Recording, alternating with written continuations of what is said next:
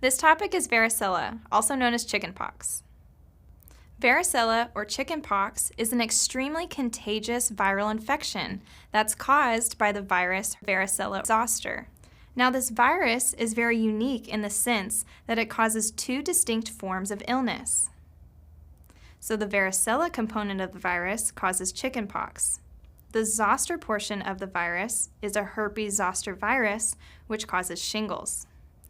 Chickenpox, again, is extremely contagious and can be transmitted by direct contact to any leaking or weeping lesions, as well as aerosolized droplets in the air. So if we're coughing or sneezing, we can also catch chickenpox that way.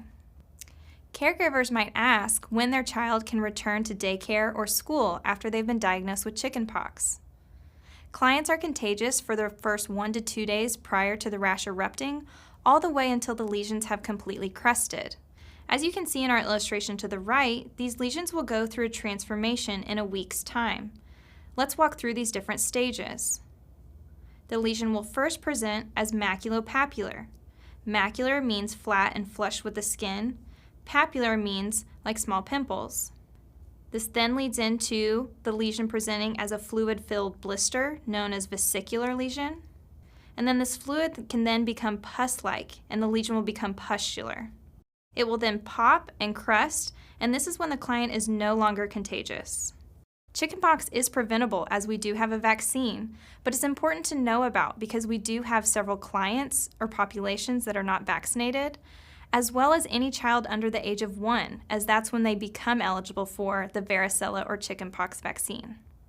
So let's discuss in a little more detail how this virus can be different in the fact that it presents with two different illnesses. As you can see in our illustration to the right, this virus will have latency period within the dorsal root ganglia while the child has an active varicella infection. Once this infection resolves, the virus will then travel up into the anterior root ganglia and can be reactivated with aging or immunosuppression. After this virus becomes reactivated, it will travel down the sensory nerve axons and then it will show up in the skin again. And this is when the client presents with shingles.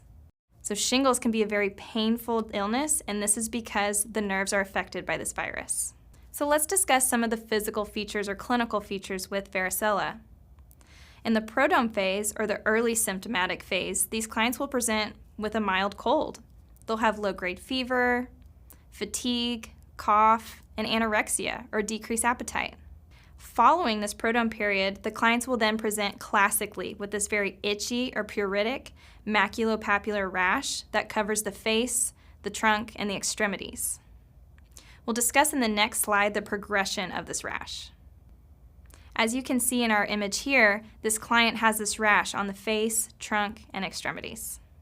In this image you can see to the right, we can see the transformation of these lesions. So they'll start out as macular or papular lesions. It will then progress into a fluid-filled or blister-like lesion known as a vesicular lesion, and then become pustular.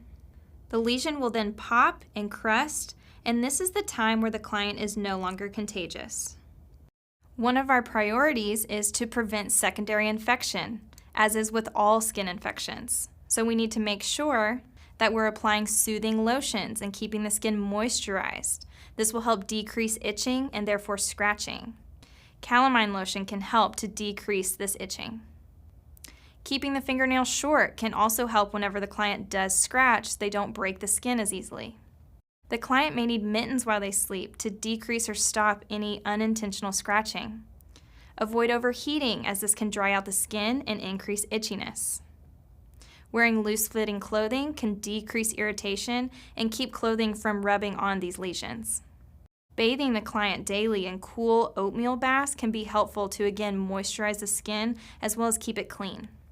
And as always, hand hygiene is very important to decrease the risk of infection. So let's discuss how we can best manage these clients. If these clients do need to be hospitalized for any reason for chickenpox, we need to make sure that we're implementing the appropriate precautions. So that means airborne and contact precautions. Clients who are immunocompromised or presenting with a very complex form of chickenpox may need an antiviral medication, such as acyclovir. When the client is immunocompromised, they're at increased risk for more complex cases or even life-threatening complications from chickenpox. So the earlier we can implement acyclovir, the better the outcome. Supportive cares can be given, such as analgesics, like acetaminophen. This can help decrease irritation or discomfort. Topical antihistamines can decrease inflammation in that itching response, such as diphenhydramine. And making sure the child remains isolated until all their lesions are crusted over to prevent the spread of this infection.